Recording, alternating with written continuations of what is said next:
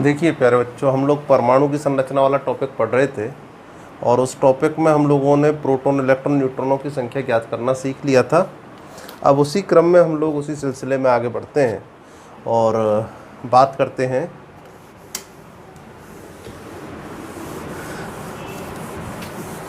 जो बात हमने सीखी उसको मैं एक बार छोटी सी बात रखता हूँ अपनी। जैसे अपन ने देखा था 15 फास्फोरस 31, ठीक। अब इसमें हमें पता है फास्फोरस यानी P जो है वो तत्व का प्रतीक है, 15 यहाँ परमाणु क्रमांक है और 31 यहाँ पे द्रव्यमान संख्या है। जो Z होता है यानी परमाणु क्रमांक होता है वही प्रोटॉनों की संख्या और वही इलेक्ट्रॉनों की संख्या। A जो होता है वो होती है द्रव्यमान संख्या 31, ये होती है प्रोटॉन प्लस न्यूट्रॉन के योग के बराबर। तो हमको अगर न्यूट्रॉनों की संख्या निकालनी है तो कैसे करेंगे, A माइनस पी या A माइनस जेड, क्योंकि जेड किसके बराबर है, पी के, तो इसमें से इसको घटा दो, अपने पास न्यूट्रॉनों की संख्या आ जाती है। तो ये अपने पास एक टॉपिक हो जाता है इस टाइप से। अब बात आती है, तो ये तो हमने निकालना देख ही लिया था। अब मान लीजिए हमें कोई आयन दे दे और उसमें प्रोटॉन और इलेक्ट्रॉनों की संख्या पूछी जाए। कैसे, जैसे पूछ लिया Na प्लस की, इसमें प्रोटॉन, इलेक्ट्रॉन, न्यूट्रॉनों की संख्या बताओ, Mg+2, ठीक, S-2, ठीक, और S-2 एक दे दिया अपने पास N-3, ठीक। तो आप लोग एक बात ध्यान रखें कि ये जो संरचना जिन पर प्लस या माइनस लगा रहता है इसको कहते हैं आवेश, और जो पूरा अणु आवेश युक्त जो परमाणु होता है उसे कहते हैं आयन। तो ये क्या चीज़ है, हमारे पास आयन है। क्या कहलाते हैं, आयन। आयन आपको दिखाई दे रहे हैं। कुल मिलाकर के हमारे पास दो प्रकार के आयन हैं। एक तो होते हैं धनायन जिन पर धनावेश होता है, और एक होता है ऋणायन जिनके पास ऋणावेश होता है। क्लियर। तो आपको क्या ध्यान करना है, अगर इनमें से प्रोटॉन, इलेक्ट्रॉन और न्यूट्रॉन की संख्या पूछे तो ध्यान देंगे आवेश आने पर आयनों में,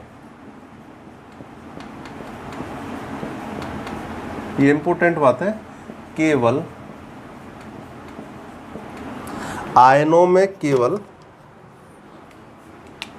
इलेक्ट्रॉन की संख्या परिवर्तित होती है, संख्या परिवर्तित होती है।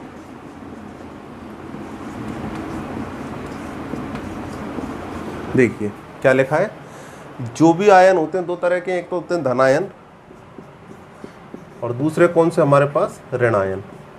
तो हमने ये कह दिया कि जो आयन होते हैं उनमें केवल और केवल किसकी संख्या परिवर्तित होती है, इलेक्ट्रॉनों की परिवर्तित होती है। अर्थात जो सोडियम, दो चीज़ हैं, सोडियम तो है उदासीन परमाणु और सोडियम प्लस इसका आयन है। जितने प्रोटॉन इसमें होंगे उतने इसमें होंगे, जितने न्यूट्रॉन इसमें होंगे उतने इसमें होंगे, लेकिन इलेक्ट्रॉनों की संख्या बदल जाएगी। यानी इन चीज़ों पर प्रोटॉन, न्यूट्रॉन, जेड, ए, इन चारों चीज़ों पर कोई फ़र्क नहीं पड़ता, चाहे हम आवेशित चीज़ लिखें, आवेश लगा के लिखें या बिना आवेश लिखें। हम केवल मैग्नीशियम लिखते तो भी ये चारों वही रहते और मैग्नीशियम +2 लिखा जब भी यही रहेंगे। तो फ़र्क किस पे पड़ता है, केवल और केवल इलेक्ट्रॉनों की संख्या बदलती है और कोई नहीं बदलती। तो बात होती है इलेक्ट्रॉनों की संख्या कितनी, कैसे बदलती है। तो उसके लिए ध्यान दें, जितना भी धनायन आता है, जितना धनावेश आएगा यहाँ पे, उतने ही इलेक्ट्रॉन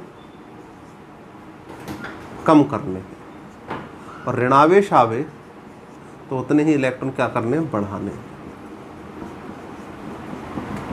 ठीक है। यानी इसका मतलब क्या है, जैसे मैग्नीशियम का होता है 12 Mg24, ठीक, यही होता है मैग्नीशियम का। अब आपसे पूछा जाए इसमें इलेक्ट्रॉनों की संख्या कितनी होगी, तो आप कहेंगे 12, ठीक है। जितने प्रोटॉन होते उतने इलेक्ट्रॉन होते हैं। लेकिन मैं कह रहा हूँ कि जितना, अगर मान लीजिए प्लस आवेश लग रहा है, तो जितने भी प्लस आवेश लग रहे हैं उतने इलेक्ट्रॉन कम करने हैं। तो होने कितने चाहिए थे, 12, लेकिन +2 लग रहा है तो कितने इलेक्ट्रॉन रह जाएंगे, 10। समझ गए। ऐसे ही यहाँ पे देखें, इसका है 11 Na23, कितने इलेक्ट्रॉन इसमें, 11, लेकिन कितना आवेश आ रहा है, +1 है, कितने इलेक्ट्रॉन कम हो गए, 1 कम हो जाएगा, तो कितने इलेक्ट्रॉन रह जाएंगे, 10। तो आप बात समझ गए होंगे। अगर माइनस की बात करें, मैं एग्जाम्पल से लिख देता हूँ, आप फिर से सुन लें। धनायन या ऋणायन आने पर प्रोटॉन, न्यूट्रॉन, जेड, ए पर कोई फर्क नहीं पड़ता, केवल इलेक्ट्रॉनों की संख्या बदलती है। जितना धनायन आता है, जितना धनावेश आता है, उतने इलेक्ट्रॉन तो कम हो जाते हैं, और जितने ऋणावेश आते हैं उतने इलेक्ट्रॉन बढ़ जाते हैं। हम ले लेते हैं, देख लेते हैं इनको एक बार।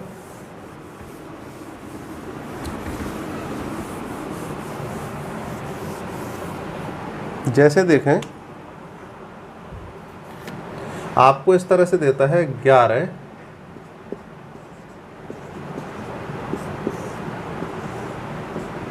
ठीक।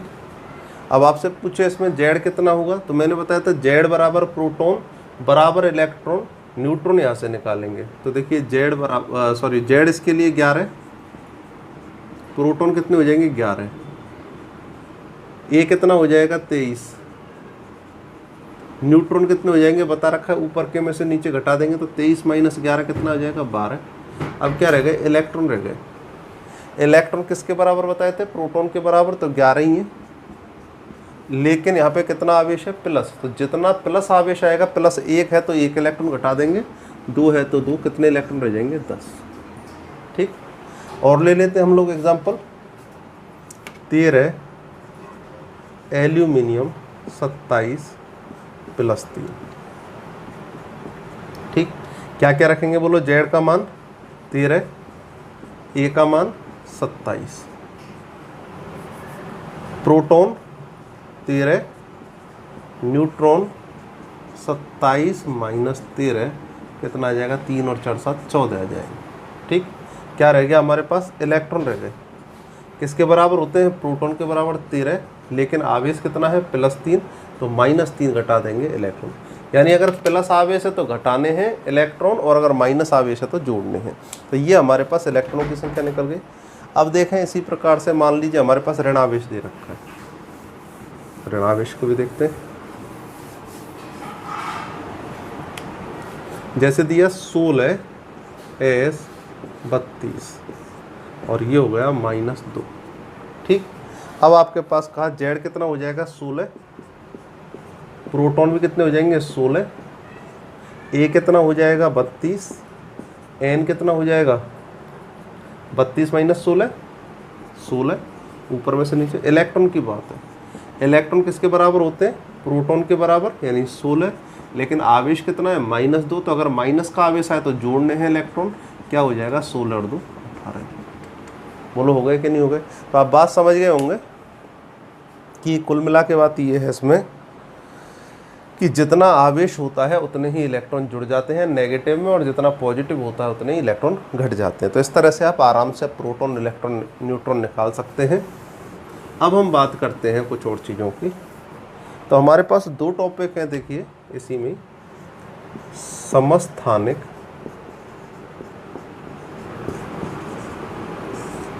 व समभारिक।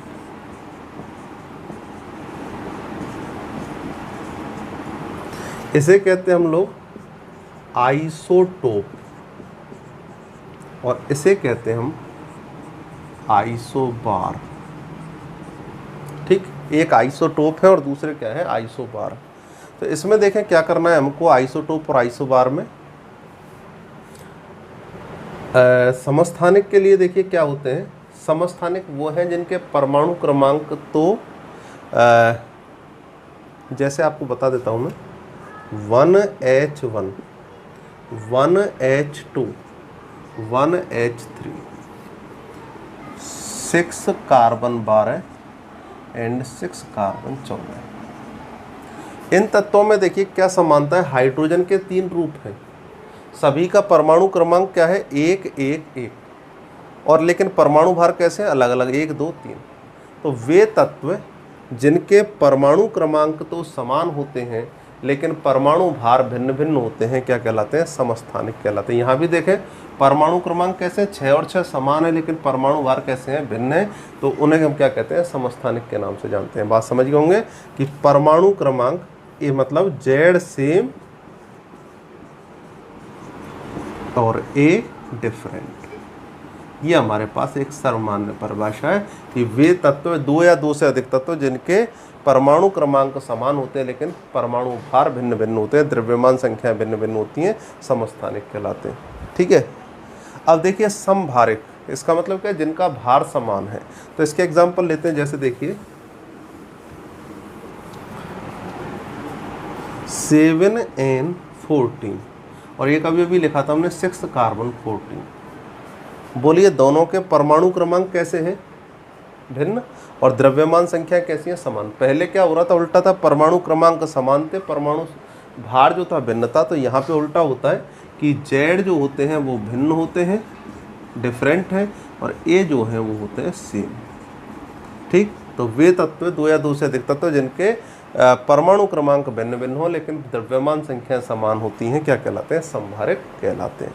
तो ये हमारे पास चीज़ें आ गई क्या, जो हमको परमाणु की संरचना में बारीकी से जाननी चाहिए थी, हमको पता होना चाहिए। ये शब्द बीच बीच में काम आते रहेंगे। ठीक, अब मैंने जो अपनी बेसिक बात रखी थी अपने शुरू में, वो ये बताई थी कि हम लोग परमाणु की संरचना पढ़ने जा रहे थे। अलग अलग वैज्ञानिक अपनी बात रखते हैं क्योंकि हम लोग जानते हैं कि वो कौन से, हम लोग मतलब शुरू से इच्छा करते हैं कि हम लोग बने कौन सी चीज़ से हैं। ये दुनिया में मैंने आपको बताया था, सोना, चांदी, लोहा, तांबा, कार्बन, लकड़ी, कोयला, पेड़ पौधे, सब। तो हमारे दिमाग में ये तो जिज्ञासा होती है कि हम बने किससे हैं। तो उसका एक जवाब मिला, सभी चीज़ें किससे बनी होती हैं? परमाणु से।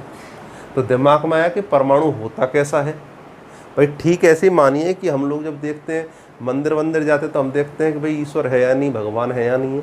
तो कोई कहता है कि हाँ भाई कोई है जो भगवान है, तो हम ये तो पूछते भगवान कैसा होता है, शक्ल कैसी होती है, कैसा दिखता है, बड़ा है, छोटा है, सब देखते हैं। ऐसे हम लोग परमाणु के बारे में जानने की इच्छा की।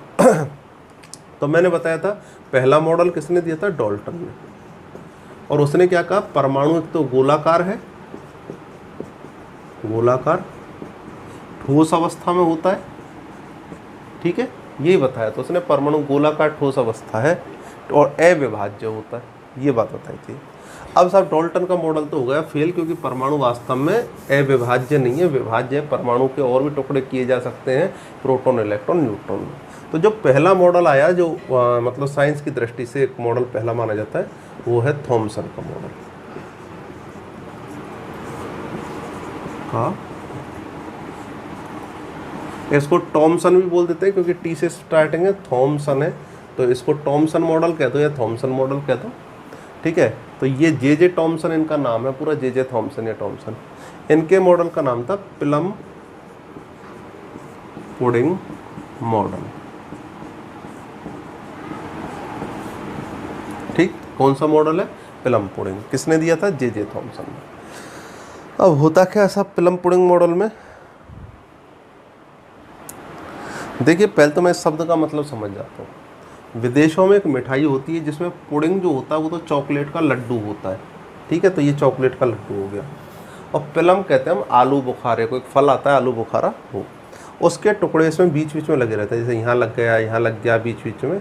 जैसे हमारे यहाँ लड्डुओं के अंदर बीच बीच में काजू हुए, इलायची के दाने आ जाते हैं बीच बीच में, या तरबूज जो होता है उसके अंदर बीज आ जाते हैं। तो ऐसे ही प्लम और पुडिंग मॉडल इसको कहते हैं। तो ये प्लम पुडिंग होता क्या, ये तो मैंने बता दिया।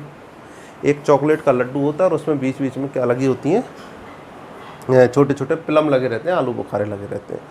अब थॉमसन के मॉडल का क्या संबंध है?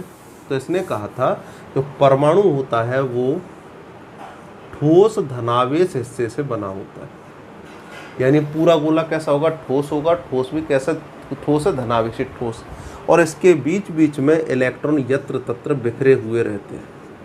ठीक, तो गोला तो ठोस हो गया और इलेक्ट्रॉन बिखरे हुए। तो गोला तो किसका काम कर रहा है? पुडिंग का। यानी धनावेश तो रहता है पुडिंग और ये इलेक्ट्रॉन रहता है प्लम। ठीक, ये ठीक ऐसा मॉडल है जैसे तरबूज के अंदर लाल भाग जो होता है वो तो क्या हो जाएगा? प्लम पुडिंग, यानी धनावेशित भाग हो, और उसमें बीच बीच में काले बीज बिखरे होते हैं, उनको हम इलेक्ट्रॉन कह सकते हैं। तो ये हमारे पास थॉमसन का मॉडल है। कल से हम रदरफोर्ड का मॉडल, बोर का मॉडल, जो इसकी आगे की केमिस्ट्री वो पढ़ेंगे। आप यहाँ तक कीजिए। Thank you.